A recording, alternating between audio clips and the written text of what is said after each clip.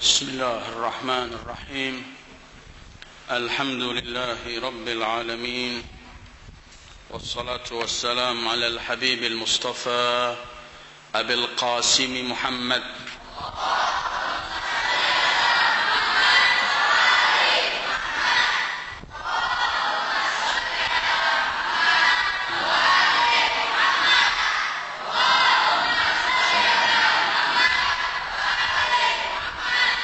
وآله الطيبين الطاهرين ولا حول ولا قوة إلا بالله العلي العظيم اللهم بحق محمد وآل محمد عليك صل على محمد وآل محمد وارزقنا ووالدينا وأزواجنا وأولادنا وذرياتنا من بعدنا حب محمد وآل محمد اللهم أحينا على ذلك وأمتنا على ذلك واحشرنا في زمرة من أحب محمدا وآل محمد مع محمد وآله يا كريم أعوذ بالله من الشيطان الرجيم يرفع الله الذين آمنوا منكم والذين أوتوا العلم درجات أعوذ بالله من الشيطان الرجيم قل هل يستوي الذين يعلمون والذين لا يعلمون إنما يتذكر أولو الألباب أعوذ بالله من الشيطان الرجيم إنما يخشى الله من عباده العلماء أيها الإخوة السلام عليكم ورحمة الله وبركاته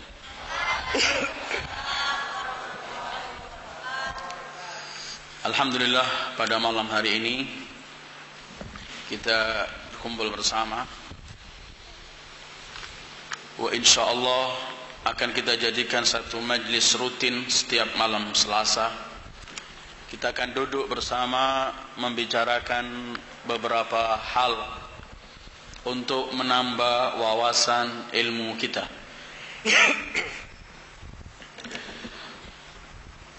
Karena setiap seorang muslim diharuskan setiap saat untuk menambah pengetahuannya.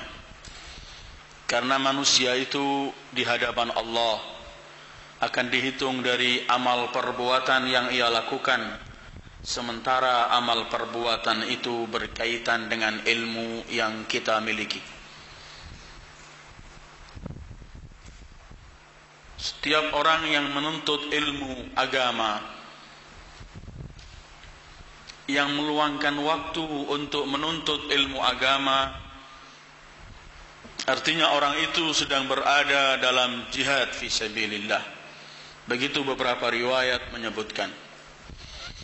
Dalam Islam yang kita anut ini, baik dari ayat-ayat Al-Quran maupun ahadits Rasulullah sallallahu alaihi wa alihi dan aqwal para a'immatul athhar, sangat menampakkan mengenai keutamaan manusia yang menuntut ilmu agama. Islam adalah ketika datang, awal pertamanya ingin membasmi kebodohan dan kebutahurufan.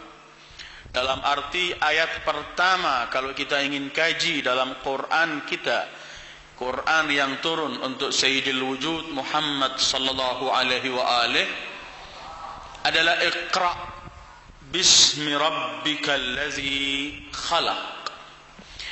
Dalam pengertian bahwa setiap seorang harus membaca apapun yang ia kaji, apapun yang ia baca. Yang penting bacaan tersebut harus dengan nama Allah. Seseorang bisa mengkaji segala macam ilmu pengetahuan. Yang penting ilmu itu ia kaji dengan nama Allah dan akan menyampaikan ia kepada Allah. Mutlak. Bukan hanya dalam bidang-bidang ilmu agama, ilmu sains, teknologi, dan apapun artinya ilmu tersebut.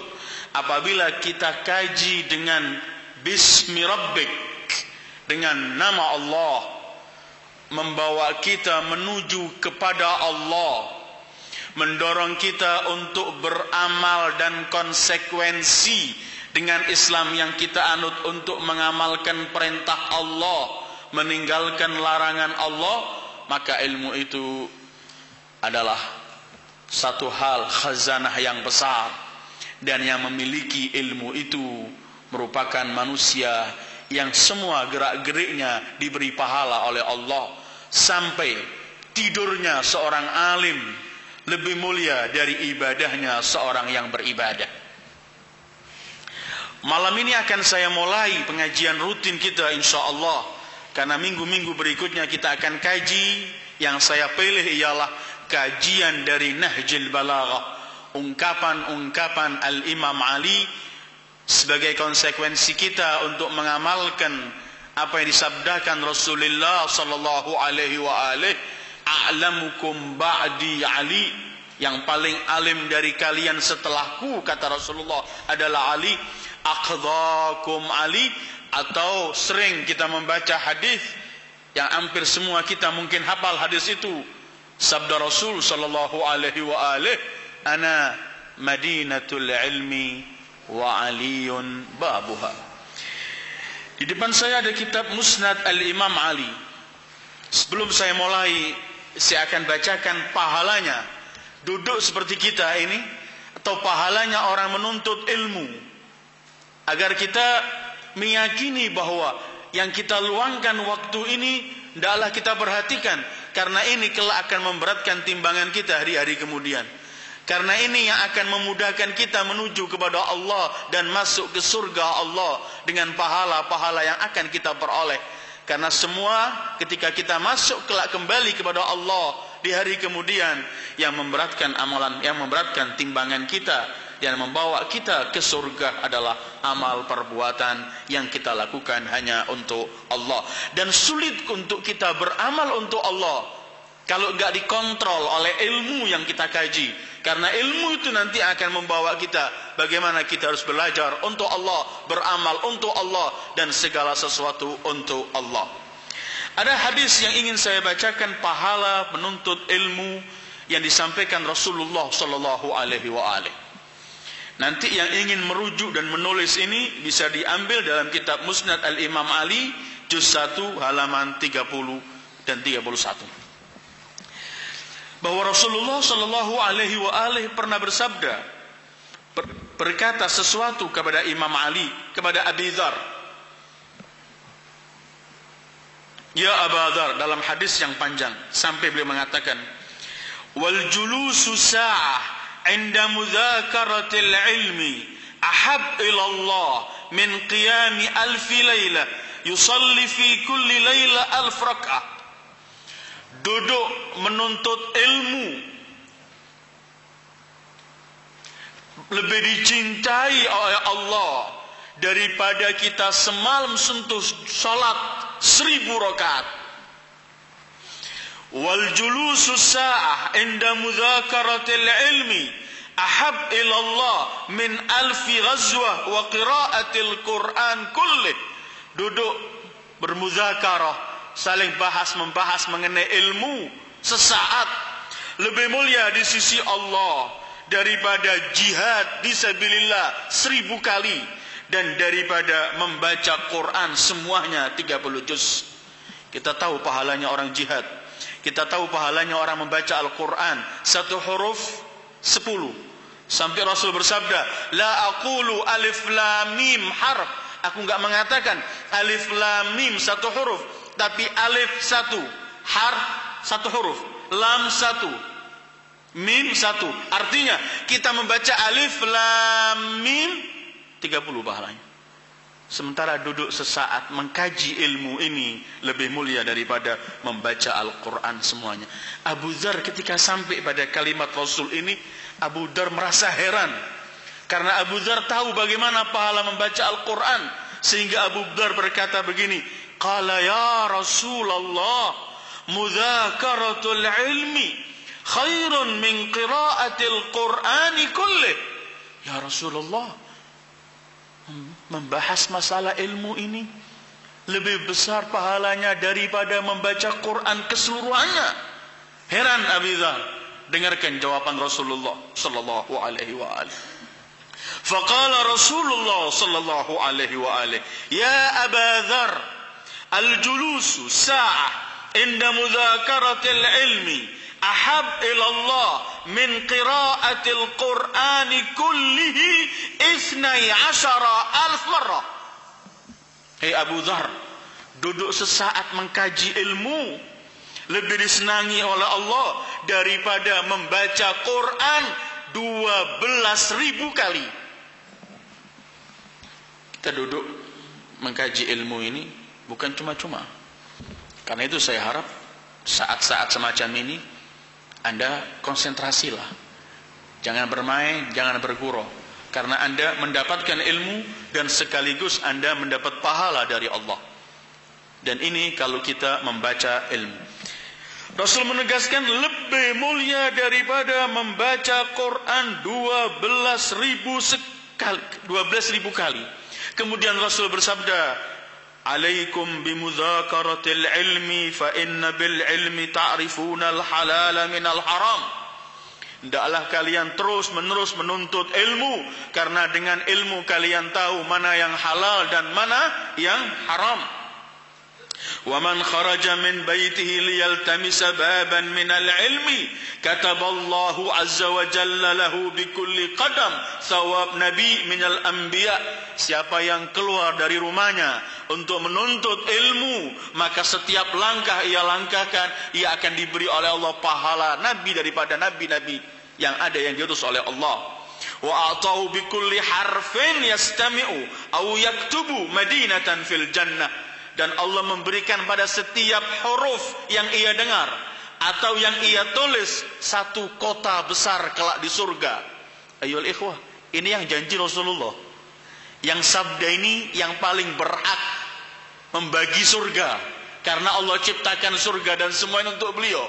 Yang bersabda ini yang tidak berbicara kecuali atas perintah Allah. Wa ma yantiqu anil hawa in huwa illa wahyun yuha. Satu huruf kita dengar, kita tulis, dengan itu Allah bangunkan untuk kita satu kota yang besar di surga. Wa talibul ilmi ahabbahullah. Penuntut ilmu itu dicintai oleh Allah. Wa ahabbahul malaikah, dicintai oleh para malaikat. Bahkan dalam hadis lain Rasul bersabda, malaikat menghamparkan sayapnya untuk orang yang menuntut ilmu agama. Wa ahabbahun nabiyyin, dicintai oleh para anbiya. Wala yuhibbul ilm illa sa'id, tidak mencintai ilmu kecuali orang yang bahagia. Wa tuba li talibil ilmi yaumal qiyamah. Kata Rasulullah, sangat bahagia orang penuntut ilmu kelak di hari kiamat. Ayyuhal ikhwah, hadis-hadis menjelaskan mengenai pahala menuntut ilmu ini sangat besar.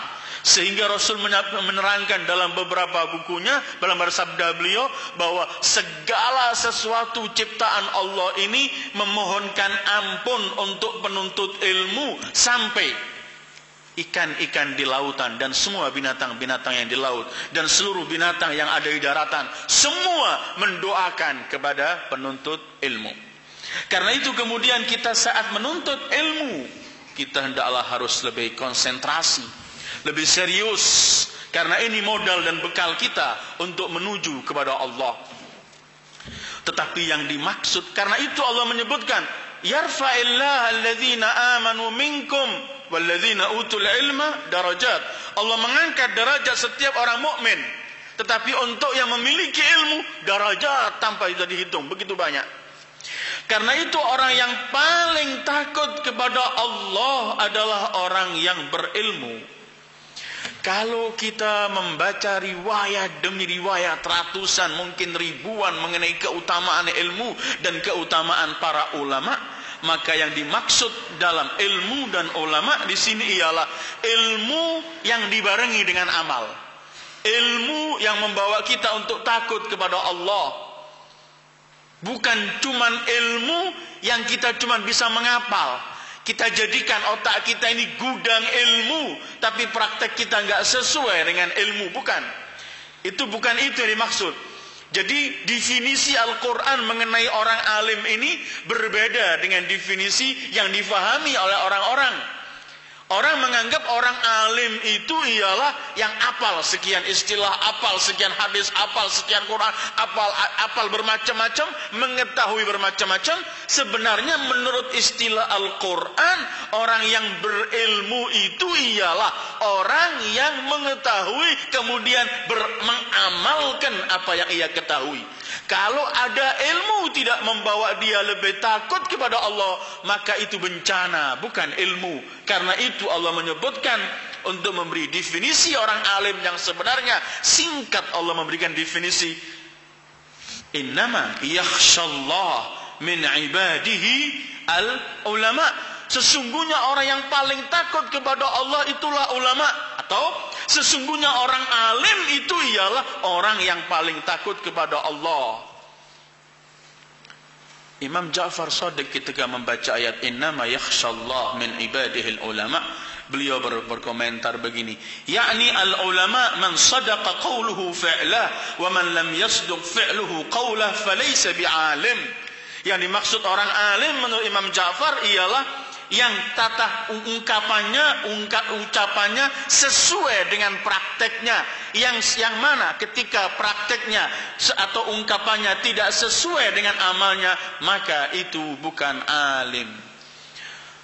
Karena itu ayyuhal ikhwah, kalau kita mengkaji Al-Quran, kita menemukan ternyata Al-Quran ini memang mengangkat tinggi derajat orang yang berilmu.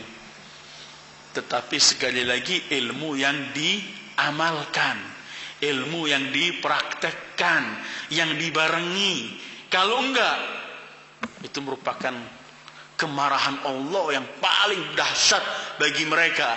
Lima taquluna ma la ta'lamun. Kenapa kalian melakukan sesuatu yang kalian enggak praktekkan? Kita mengatakan ini haram, tapi kita yang melakukan haram tersebut. Ini bukan cuma mendapatkan sanjungan malaikat, tetapi mendapatkan kutukan dari Allah. Ayyuhal ikhwah, kalau Anda membaca Al-Quran, contoh, karena Quran ini penuh contoh. Al-Quran ini penuh dengan contoh-contoh, tetapi contoh itu pun gak bisa dipahami. Kalau Anda baca Al-Quran, Allah menyebutkan tilkal amsal nadribuha linnas wa ma yaqiluha illal alimun. Contoh-contoh ini gak pernah ada yang paham kecuali orang yang berilmu. Kalau kita melihat Al-Quran, bagaimana Al-Quran mensifati orang yang berilmu tapi tidak mempraktekkan ilmu pengetahuannya. Dia punya ilmu, tetapi dia tidak praktek apa yang ia ketahui dalam ilmu tersebut. Ada dua contoh ayyuhal ikhwah dalam Quran. Satu, Allah perumpamakan dia itu, maaf, anjing yang terus mengeluarkan lidahnya. Kamu beri atau tidak? Famathaluhu kamathalil kalb in tahmil alaihi yalhath atau tatruku yalhath. Orang alim yang tadinya begitu pahalanya besar, ternyata oleh Allah orang alim yang tidak mengamalkan ilmunya, malah bertolak belakang dengan ilmu pengetahuannya, Allah gambarkan mereka itu adalah bagaikan anjing. Kalau intahmilhu yalhas wa intatrukhu yalhas. Kamu beri sesuatu atau tidak, tetap ia mengeluarkan maaf lidahnya. Atau contoh kedua. Jadi contohnya anjing. Contoh kedua keji sekali. Maaf, keldai, himar. Allah berfirman dalam surat Al-Jum'ah begini. Mathalul ladzina hummilut taurata thumma lam yahmiluha kamathalil himari yahmilu asfara. Mereka orang-orang ahlul kitab yang apal Taurat, yang memiliki ilmu Taurat, yang semua dan isi kandungan Taurat ada pada mereka, kemudian mereka tidak mempraktekkan isi Taurat itu, mereka bagaikan seperti keldai memikul kitab. Jadi kalau ada keldai himar memikul mungkin puluh kitab, dalam kitab itu ribuan hadis, tapi keldai itu tidak ada manfaatnya sama sekali. Ulama yang apal sekian puluh ribu hadis, sekian puluh ribu dalil, tapi nggak mempraktekkan, oleh Allah diibaratkan seperti kamathalil himari yahmilu asfara. Jadi ilmu adalah yang harus dibarengi dengan praktek. Karena itu ilmu itu selalunya memohon kepada yang memiliki untuk diamalkan. In ajabah tirtab wa illa irtahal. Kenapa pahala-pahala ilmu dan ulama yang begitu besar akhirnya kemudian pahala-pahala itu akan tidak berarti? Pahala-pahala itu kelak di hadapan Allah akan malah menjadi bencana dahsyat. Ayul ikhwah, ilmu itu adalah ilmu Allah. Ilmu adalah ilmu Allah. Manusia tidak memiliki sesuatu kalau tidak dibuka oleh Allah ilmu itu. Sesuatu yang dari Allah haruslah menjadi agung. Kita pikul dengan sesuatu yang benar-benar dengan penuh penghormatan. Dan menghormati ilmu itu ialah mengamalkan ilmu itu untuk membawa kita menuju kepada Allah. Karena saya janjikan bahwa pengajian kita minggu-minggu berikutnya akan berkaitan dengan Nahjul Balaghah. Sekarang setelah saya ungkap sedikit mengenai keutamaan menuntut ilmu, setelah saya sebutkan mengenai pahala orang menuntut ilmu dan besarnya kedudukan para ulama di hadapan Allah kelak di hari kiamat, setelah kita fahami juga yang dimaksud ilmu ialah yang dibarengi dengan amal yang membawa kita takut pada Allah. Kalau tidak, maka contoh orang yang mempunyai ilmu itu ialah hanya bagaikan keldai atau bagaikan anjing. Dan begitulah Al-Quran membawa contoh bagi ulama su' wa na'udzubillah. Tapi malam ini setelah itu saya ingin katakan bahwa ilmu ini adalah ilmu Allah. Segala sesuatu ini pada asalnya hanya milik Allah. Allah lah yang memiliki khazanah ilmunya. Dan tidak ada orang yang mampu mencakup seluruh ilmu Allah. Wala yuhituna bi syai'in min ilmihi illa bima syaa. Bahkan Allah sebutkan wasi'a kursiyyus samawati wal ard. Para mufassir mengatakan kursiyu artinya ilmu Allah meliputi langit, seluruh langit dan bumi, dan tidak ada satu makhluk yang mampu untuk menguasai seluruh ilmu Allah. Kita akan membaca beberapa ayat Al-Quran. Ilmu Allah itu diberikan pada siapa?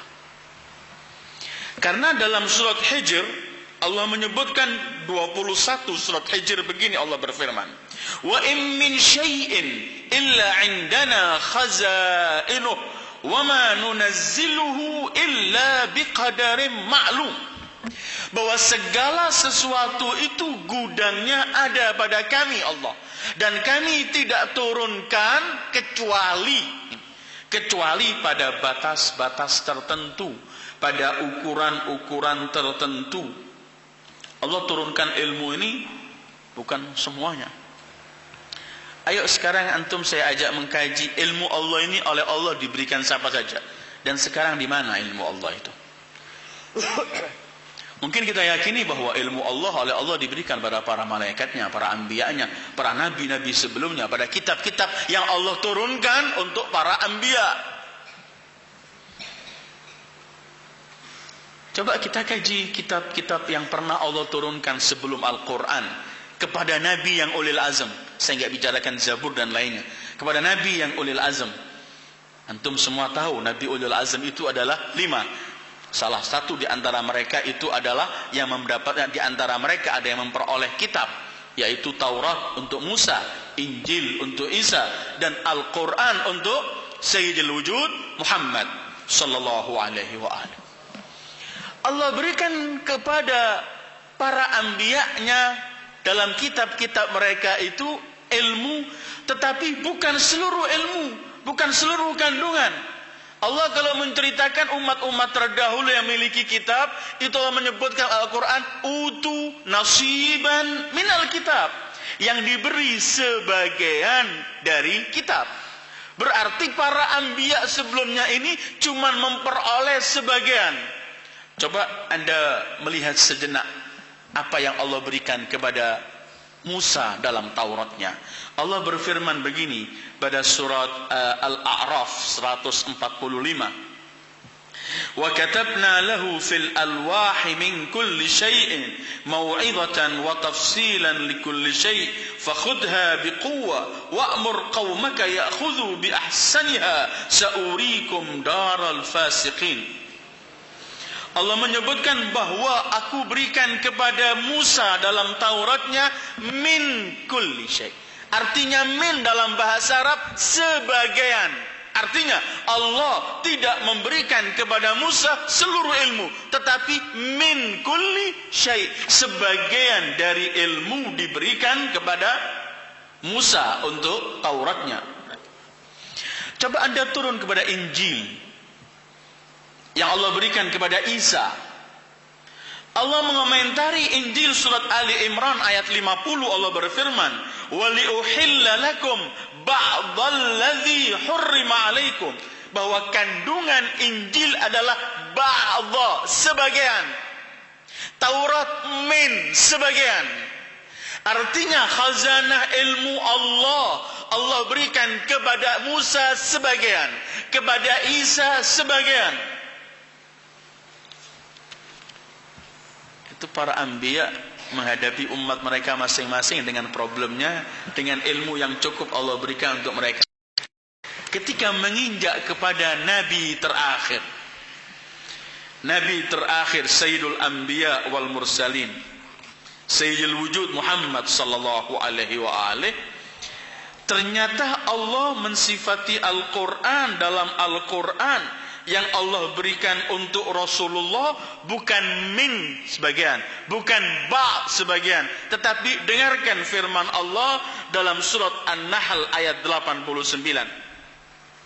Wa yawma nab'atsu fi kulli ummatin shahidan 'alaihim min anfusihim wa ji'na bika shahidan 'ala haula. Dengarkan, wa nazzalna 'alaikal kitaba tibyanan likulli syai'. Allah mensifati Quran untuk Rasulullah tibyanan likulli syai', bahwa Al-Quran ini akan menjelaskan, mengandung segala khazanah ilmu Allah. Untuk Taurat Musa min, untuk Injilnya Isa ba'dha, sebagian. Tapi untuk Al-Quran Allah mensifati tibyanan likulli syai'.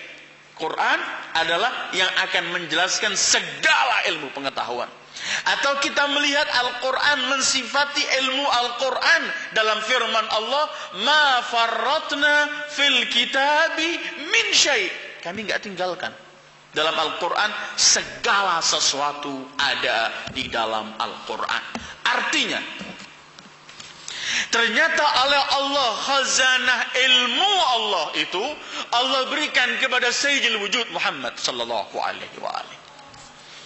Seluruh ilmu yang Allah pernah berikan kepada anbiya sebelum Rasul itu hanya percikan-percikan ilmu, sebagian dari ilmu, tetapi seluruh ilmu itu Allah berikan kepada Rasulullah sallallahu alaihi wa alihi. Artinya ilmu Rasulullah adalah ilmu khazanah ilmu Allah. Karena itu Rasul mensifati dirinya, dan Imam Ali memberikan juga beberapa komentar mengenai Rasulullah, bahwa hati Rasulullah ini adalah khazanah ilmu Allah. Khazanah ilmu Allah ada pada Rasulullah sallallahu alaihi wa alihi. Seluruh hakikat Al-Quran yang mengandung seluruh ilmu Allah, yang Allah sifati tibyanan likulli syai', itu ada di mana? Di hati Rasulullah sallallahu alaihi wa alihi. Karena itu ada hadis begini. Imam Ali pernah ditanya oleh seseorang, "Hei Imam, bagaimana sih ilmu Nabi Muhammad itu? Ilmu Rasulullah itu bagaimana?" Kata Imam Ali, ilmu Nabi, ilmu jami' nabiyyin. Ilmu Nabi, ilmu nabiyyin, wa ilmu wa ilmu ma kana wa ma huwa kainun ila yaumil qiyamah. ilmunya Nabi itu ilmu seluruh para anbiya, ilmu yang telah terjadi, ilmu yang akan terjadi sampai hari kiamat, semua di hadapan Rasulullah sallallahu alaihi wasallam. Ilmu jami'in nabiyyin wa ilmu ma kan wa ilmu ma huwa kainun ila yaumil qiyamah. Kemudian Imam Ali berkata, walladzi nafsi biyadihi la inni la a'lamu ilman nabi. Demi yang jiwaku ada di tangannya, aku mengetahui ilmu Nabi itu sallallahu alaihi wasallam. Kembali lagi, ternyata khazanah ilmu Allah itu ada pada Rasul. Apakah Rasulullah sallallahu alaihi wasallam diwajibkan oleh Allah untuk menyampaikan seluruh ilmunya? Sementara di hadapan Rasulullah ini ada badui-badui yang enggak mampu menerima Al-Quran seluruhnya, enggak mampu menerima semua khazain ilmu Allah. Apakah Rasulullah menyampaikan seluruh ilmu yang Allah berikan kepada Rasulullah kepada seluruh manusia? Sementara di antara mereka ada orang-orang yang enggak mampu menerima. Ternyata kalau kita membaca Al-Quran, kita menemukan bahwa Allah mewajibkan Rasulullah sallallahu alaihi wasallam untuk menyampaikan seluruh ilmunya, yaitu kita bisa melihat dalam surat An-Nahl. Kita menemukan dalam surat Nahl ayat 44, Allah berfirman begini, wa anzalna ilaika dzikra litubayyina lin-nasi ma nuzzila wala'allahum yatafakkarun. Kami turunkan kepadamu Al-Quran untuk kamu jelaskan pada seluruh manusia. Coba antum tetap ikut sama saya. Wa ilmu khazain ilmu Allah, Allah bagikan pada orang-orang tertentu.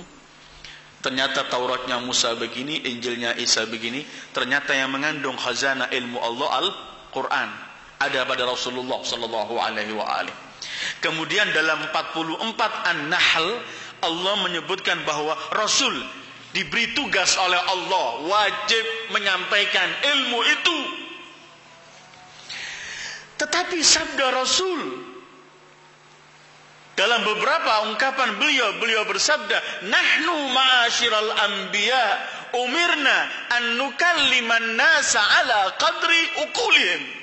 Kami seluruh para anbiya diperintahkan oleh Allah untuk mengajak bicara kepada manusia yang mampu mereka terima. Sementara menyampaikan seluruh khazanah ilmu Allah gak mampu mereka terima. Seluruh pengetahuan sains teknologi yang ada sekarang ini, yang konsepnya Al-Quran telah menyebutkan, itu bukan Rasulullah gak tahu. Ketika kemudian Anda berkata, kenapa Rasulullah gak nyebutkan? Tapi kalau Rasulullah menyebutkan seluruh khazanah ilmu kepada mereka, sebagian orang gak mampu menerima. Sementara para anbiya diwajibkan untuk kallimin nasa ala qadri uqulihim. Ajaklah bicara mereka, manusia ini yang mampu mereka terima. Kalau Rasulullah menyebutkan mengenai atom dalam Quran, proses turun hujan saja disebutkan oleh Allah, oleh Rasulullah dan umatnya. Karena saat itu bukan semua orang mampu, tetapi Rasul memiliki kewajiban untuk menyampaikan ilmunya. Dan Rasul tidak pernah akan kikir dengan ilmunya, atau Rasul tidak pernah akan melanggar perintah Allah. Wa ma huwa 'alal ghaibi bidhanin.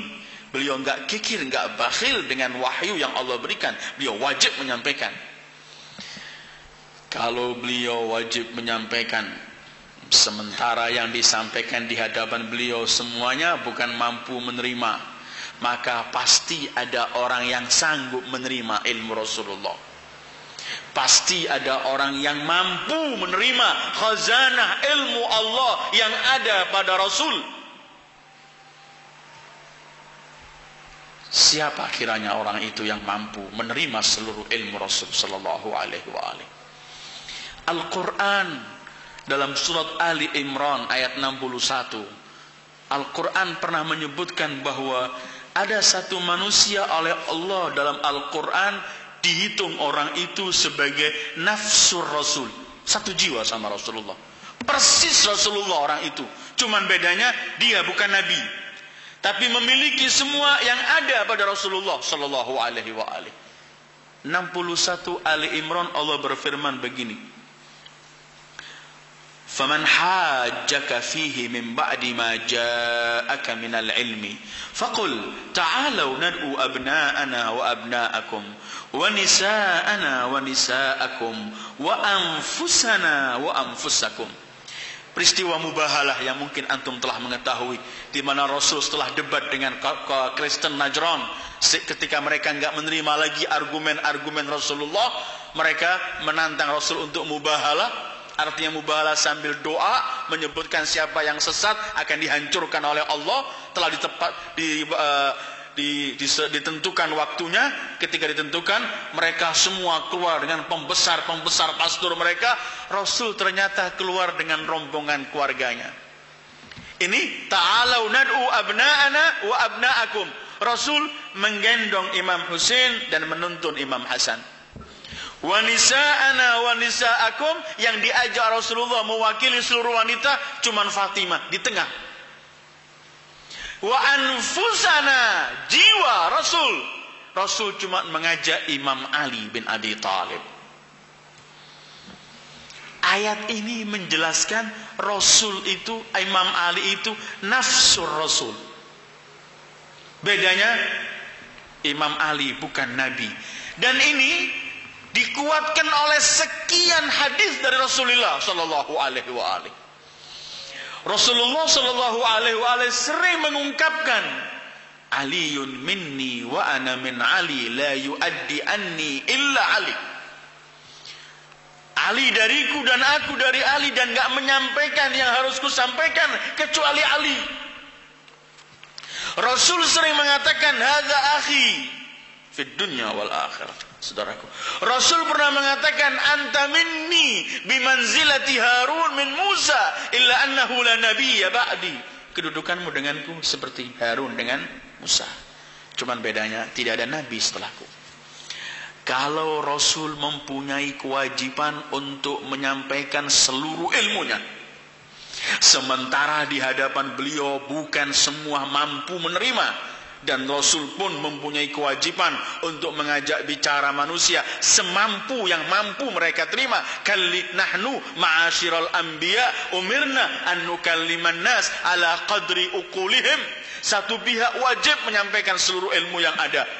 Satu pihak lagi wajib berbicara pada mereka yang mampu diterima. Maka harus Rasul punya orang khawas, orang-orang tertentu yang mampu menerima khazanah ilmu Allah. Orang itu ialah yang disebut oleh Rasulullah sallallahu alaihi wa alihi, anta minni bimanzilati Harun min Musa illa annahu la nabiyya ba'di. Mungkin kalau kita membaca sejarah, saya yakin antum baca sejarah. Kalau antum pernah mendengar, mengikuti sejarah hijrah Rasulullah. Dalam sejarah Rasulullah setelah hijrah sampai di Madinah, Rasulullah itu mempersaudarakan antara para sahabatnya. Semua disaudarakan. Kamu dengan ini saudara. Semua satu sama lain dipilih 2 orang untuk menjadi saudara 2 orang ini. Abu Dzar ketemu sama Salman, macam-macam semua saudarakan. Semua telah dipersaudarakan, dibagi Rasulullah, kamu dengan ini, kamu semua begitu. Imam Ali enggak mendapat bagian. Imam Ali kemudian diam saja. Dalam satu riwayat beliau bahkan menangis sambil berkata, ya Rasulullah, kamu persaudarakan semua sahabatmu satu dengan yang lain. Kenapa kamu tinggalkan aku sendiri? Dengan siapa engkau persahabatkan aku, persaudarakan aku? Rasul hanya menoleh kepada Imam Ali, kemudian beliau berkata, anta akhi fid dunya wal akhirah. Kamu cuma saudaraku di dunia maupun akhirat. Artinya hadis ini Rasul ingin mengatakan yang kufuk jadi saudaramu cuma aku. Ini kemudian yang diberikan oleh Rasulullah segala ilmunya. Ini yang sumpah beliau tadi, ilmu nabi, ilmu nabiyyin, wa ilmu ma kana, wa ilmu ma huwa kain ila yaumil qiyamah, walladzi nafsi biyadih. la inni la a'lamu ilman nabi. Ilmu nabi itu ilmu para anbiya keseluruhan, ilmu yang telah terjadi, yang akan terjadi sampai hari kiamat. Kemudian kata Imam Ali, demi yang jiwaku ada di tangannya, aku mengetahui seluruh ilmu nabi. Karena itu kemudian keluar sabda Rasulullah, ana madinatul ilmi wa aliyun babuha. Aku kota ilmu dan Ali bin Abi Thalib adalah pintu kota tersebut. Sementara kita kalau masuk rumah diwajibkan untuk lewat pintu kalau kita masih waras. Kalau kita tidak lewat pintu, itu kita entah kita pencuri atau kita tidak mengetahui tata cara. Karena Al-Quran mengatakan wa'tul buyuta min abwabiha. Datangilah rumah itu lewat pintunya. Sementara Rasul ini gudang seluruh ilmu Allah. Kemudian beliau menyebutkan bahwa aku kota ilmu. Sementara Ali bin Abi Thalib pintu kota tersebut. Karena itu ayyuhal ikhwah, di pengajian kita berikutnya malam Selasa seterusnya insyaallah kalau tanpa ada halangan kita akan bawa ahadis riwayat daripada Imam Ali bin Abi Thalib sebagai kota pintu ilmu Rasul. Antum setiap bulan yang saya tahu sekarang ini program antum ada 4 hadis yang harus antum hafal dari Rasulullah sallallahu alaihi wasallam. Maka setiap minggu ini kita akan tambah beberapa hadis, beberapa ungkapan mutiara indah dari Al-Imam Ali bin Abi Thalib, dan tidak ada orang berselisih apapun mazhabnya. Dari seluruh kaum muslimin apapun mazhabnya, bahwa orang yang terpandai, orang yang paling fasih setelah Rasulullah adalah Ali bin Abi Thalib. Kalau kita melihat Nahjul Balaghah, kitab beliau, Muhammad Abduh dalam syarah kitab Nahjul Balaghah, Abduh, orang Azhar Mesir, beliau berkata tidak ada orang berselisih bahwa orang yang paling fasih setelah Rasulullah adalah Ali bin Abi Thalib. Karena apa? Ya memang inilah pintu kota ilmu Rasul. Dan saya usaha untuk setiap pengajian malam Selasa ini akan setelah kita bawa ahadis, ungkapan-ungkapan indah dari Al-Imam Ali, kita akan bawa beberapa kejadian, cerita yang terjadi di zaman Imam Ali. Ketika Imam Ali menyelesaikannya, Imam Ali teriak, Allahu Akbar, Sadaqa Khalili Muhammad. Setiap ada kejadian, Imam Ali kemudian mengatakan, ya Allah, Allah Maha Besar, benar kekasihku Muhammad. Apa artinya? Artinya beliau telah diberitahu masalah ini oleh Rasulullah sebelum terjadi. Imam Ali pernah berkata, Rasul memberikan kepadaku 1000 ilmu. Dari setiap satu dari 1000 itu, aku buka 1000 ilmu lagi. Dan kadang-kadang ilmu yang sulit untuk dikaji. Satu contoh. Dan mudah-mudahan saya tetap bisa menyampaikan, karena biasanya kalau cerita itu jarang lupa antum kejadian. Saya ingin bawakan satu cerita menampakkan beginilah ilmu Imam Ali bin Abi Thalib. Kalau ilmu berkaitan dengan jawaban-jawaban hukum itu akan kita. Tapi sekarang ada beberapa ilmu yang nggak mampu dicari. Harus melalui langsung lisan wahyu. Lisanul ghaib. Langsung dari Rasulullah sallallahu alaihi wasallam. Kita melihat bahwa khalifah pertama, khalifah kedua, ketiga ini setiap ada kasus yang mereka panggil adalah Al-Imam Ali bin Abi Thalib. Beratus kali mungkin Umar bin Khattab berkata, laula Ali lahalaka Umar. Kalau bukan Ali aku celaka hati.